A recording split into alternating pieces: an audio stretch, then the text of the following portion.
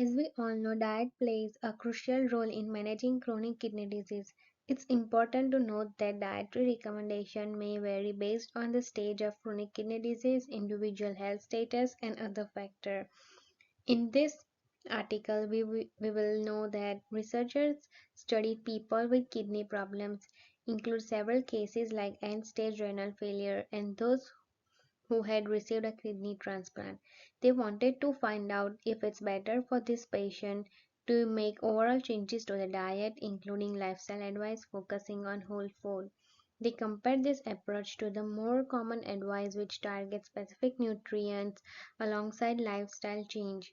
Essentially, they were trying to figure out which type of dietary guidance worked best for the people with kidney disease. Also, a group called Cochrane Kidney and Transplant looked at a bunch of studies about diet for adults with kidney problem. They made sure to include all studies, even those that looked at other treatment like managing blood pressure. The goal was to see what kind of diet advice people work best for the people with kidney disease. According to systematic review, the data for the primary and secondary outcome discussed in this Cochrane nursing care corner do not support a benefit or an increased risk of harm. What they found was that there wasn't enough evidence to show that any particular diet was better or worse in terms of benefit or risk. In simple terms, they discovered that following a Mediterranean diet didn't show more success than eating diet low in protein or fat.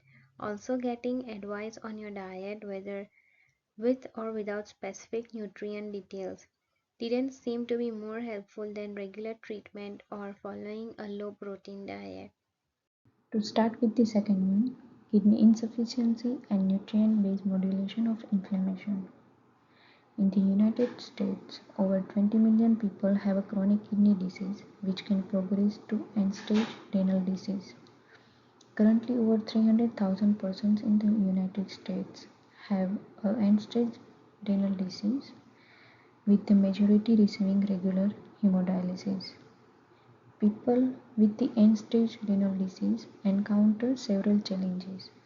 Their quality of life gets worse.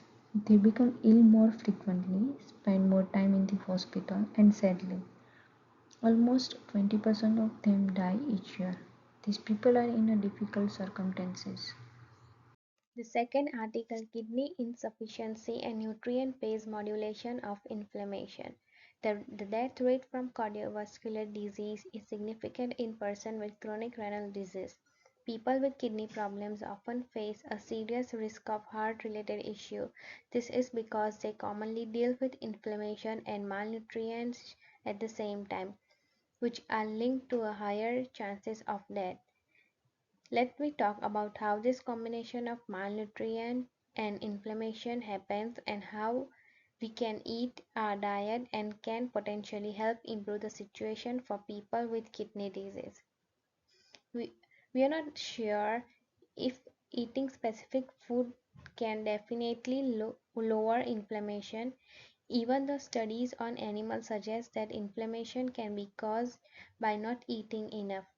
When our body is dealing with inflammation, it tends to lose protein, which are essential to keep tissues healthy.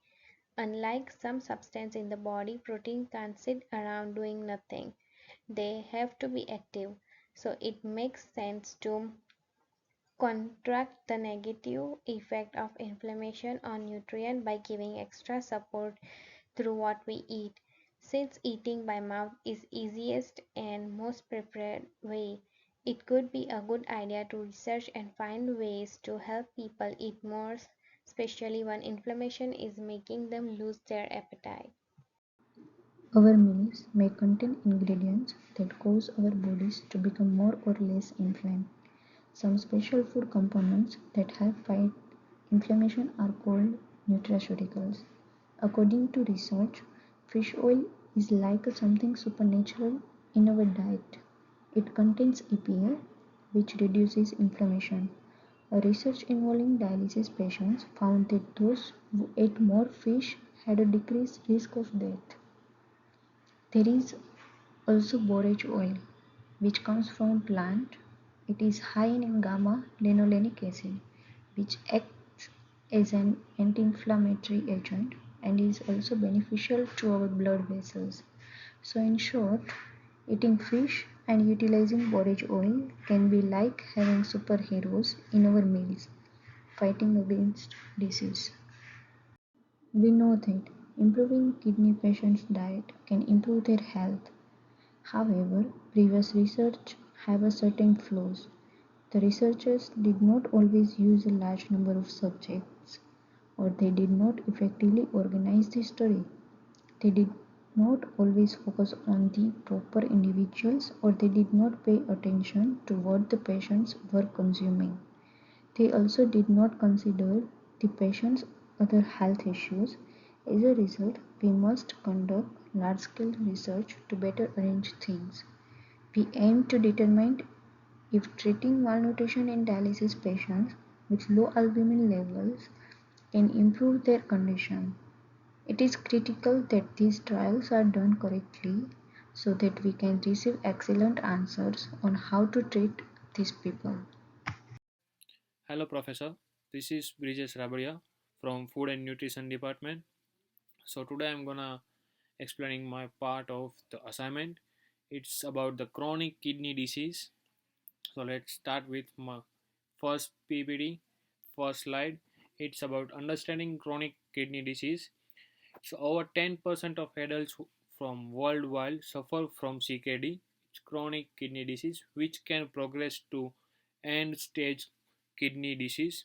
So it's ESKD. ESKD frequently results in poor clinical outcome and necessity dialysis or transplantation. With a 5 years of survival rate of less than 50%, cardiovascular morbidity and mortality are high in CKD.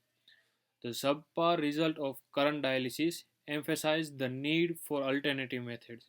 So let's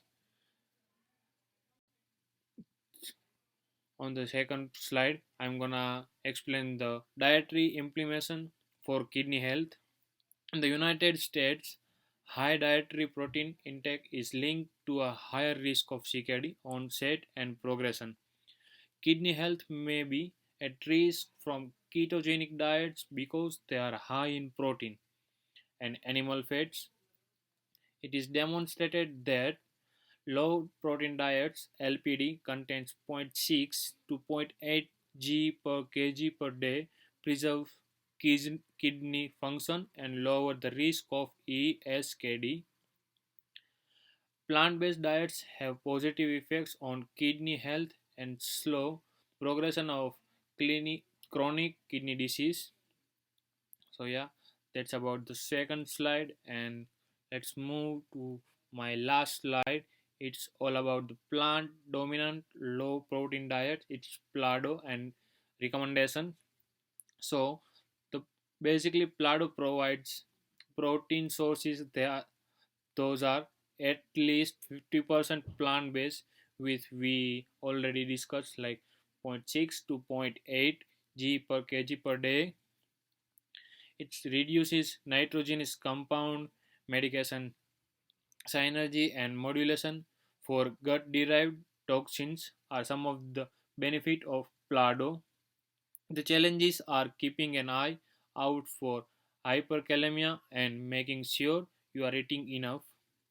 Dietitians are essential for patients monitoring, education and support. So these are the recommendation for the kidney disease. And the last slide of our PPT, it's our references of the articles where we can find our the articles and from where we collect all the informations. So this is for the today. Thank you.